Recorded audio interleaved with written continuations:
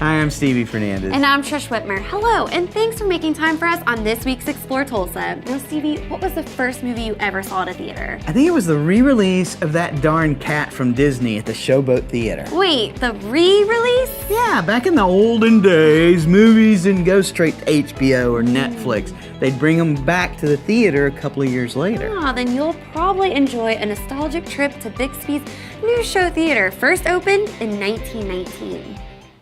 This was my family's livelihood.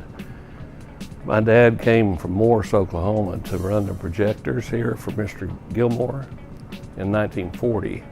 And so he brought my two older brothers and my mother here and myself, which I was 6 weeks old. That was a big deal, yeah. Yeah, there you had to run two big projectors and you'd have to watch for the little circle showing up on the screen.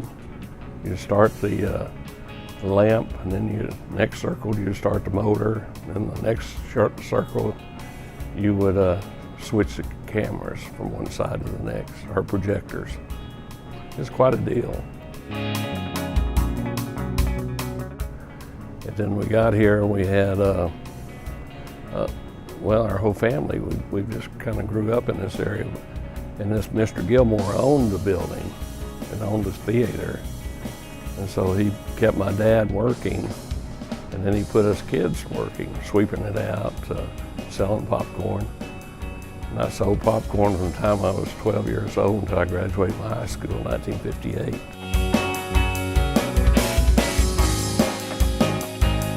And it seemed like the movie artists, they wanted to get involved more with the public and stuff. Yeah, Hopalong Cassidy, Roy Rogers, and Gene Autry all came here. I remember when the actors and actresses came to town, Monty Hale and Virginia Mayo.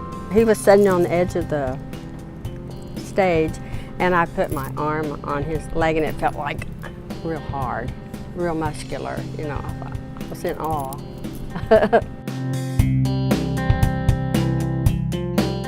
I do remember sitting right over there, and Hopalong Cassidy came in during the day and performed for a bunch of school kids.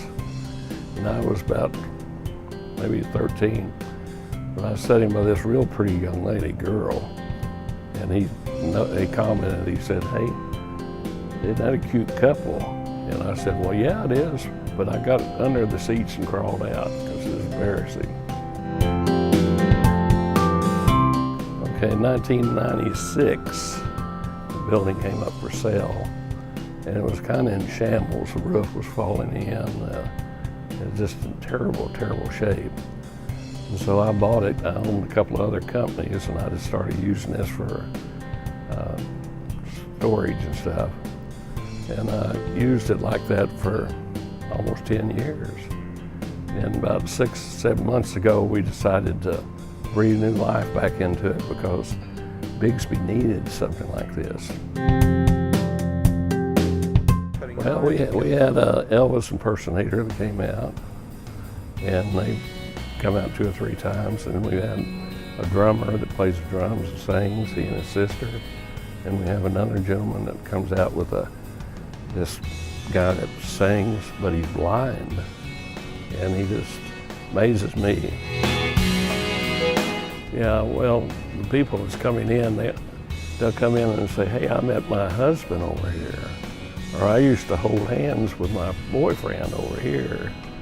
And it's just bringing back a lot of old memories to a lot of Bixby people.